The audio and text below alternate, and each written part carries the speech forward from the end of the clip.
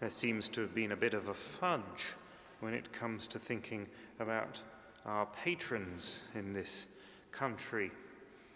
The patron of England, really, is Our Lady. We are the dowry of Mary and important kings of England who have been canonized. St. Edward the Confessor, and St. Edmund Martyr are also people who are revered as patrons. St. George appears as the defender of the realm, so much more of a military association, someone who protects England. And yet, for some reason, he's come into our missal, come into our calendar now as the patron. So that's certainly how we are celebrating him and how we remember him and how people in the country would think of today, the 23rd of April. So perhaps it's worth thinking of, if we are going to take George as the patron of England, why that might be or what he might have to offer.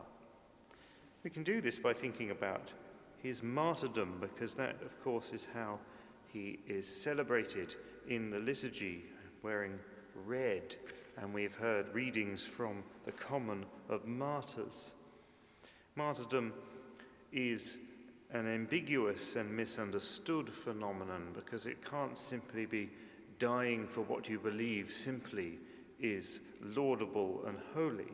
We've seen so much demise in this way that inflicts suffering and death on other people. So it must be the content of what is believed and how one offers oneself that it bears upon whether individuals can be venerated as martyrs. John Paul II as well redefined martyrdom, it seems, when he canonized Maximilian Kolbe as a martyr of charity, rather than a martyr of faith. So the question of what it might mean to die for Christ is relevant when we remember St. George. St. George as a martyr and as a soldier remains significant across Christian denominations, 17 centuries after his execution. He's venerated in the Church of England, Catholic Church, and particularly in the Eastern and Orthodox churches.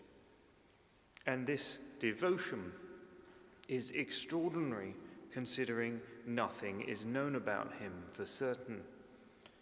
He's thought to have been tortured and put to death in 303 by the Emperor Diocletian for refusing to participate in the persecution of Christians, eventually stating that this is because he was a Christian as well. And he's said to have been a tribune in the Roman army. And he came from Lydda in what is now Israel, and in fact it is where Ben Gurion Airport is now. And yet even these pieces of information are vague, even legendary. And so it's interesting to note that as early as 496, Pope Gelasius includes George as one of the saints whose name is rightly revered, but whose actions are known only to God. It's thus extraordinary that his patronage is linked to so many countries and situations and places. It is not only England who asks for his prayers, but Aragon, Catalonia, Georgia, of course, Lithuania, Palestine, Portugal, Germany, and Greece, and also Moscow, Istanbul, Genoa, and Venice, second to San Marco, of course.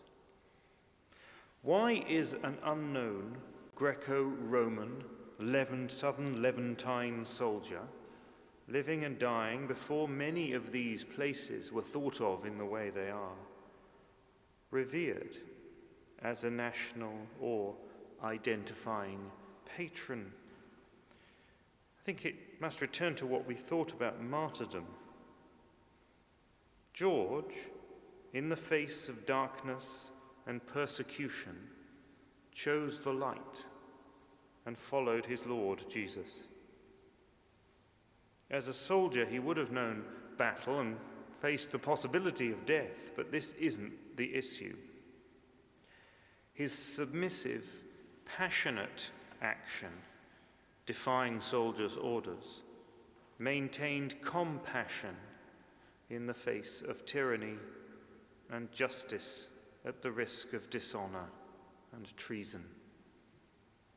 This is the example that so many have found in George, the sudden rush of love that falls on those born again in the Spirit, that at the last changes one's life.